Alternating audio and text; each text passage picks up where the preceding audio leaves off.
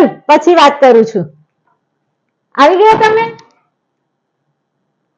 શું કરતી હતી? ફોન પર મારી ફ્રેન્ડ સાથે વાત કરતી હતી. કોચરી માટે સાહેબજી પધાર્યા હતા?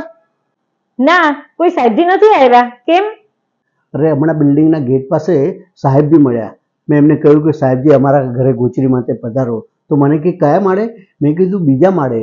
તો મને કે આ બિલ્ડિંગમાં હું ઘણા ફ્લોર ઉપર જઈ આવી, પરંતુ દરેક જૈનોના ઘર બંધ હતા. મેં એક બે જગ્યાએ તો ધર્મલાપ પણ કહ્યું, પરંતુ દરવાજા ખુલ્યા નહીં. સોરી હા, કાનમાં ઇયરફોન હતા ને એટલે ધ્યાનમાં નહીં ગયું.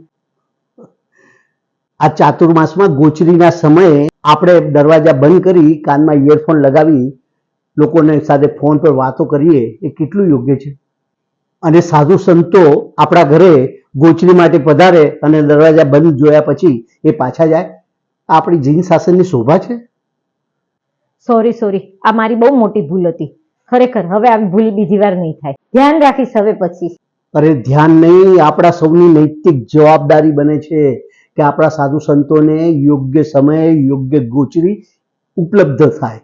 અરે આપણે ઉપાશ્રય જઈને સાધુ ભગવંતોને ગોચરી માટે વિનંતી તો નથી કરી શકતા, પણ ગોચરીના સમયે આપણા ઘરના દરવાજા ખુલ્લા રાખીને સુપાત્ર દાનનો લાભ તો લઈ શકીએ ને. અરે આવી બાબતોમાંથી શીખ લઈ આપણા સૌ જૈનોની નૈતિક ફરજ બને છે કે ગુરુ ભગવંતોની ચાતુર્માસ દરમિયાન પૂરેપૂરી વૈયાવચ કરવી, તેમનું ગોચરીનું ધ્યાન રાખવું. અને હા, જીવાજ્ઞા વિરુદ્ધ કાંઈ પણ બોલાઈ ગયું હોય તો મિચ્છામિ દુક્કડમ.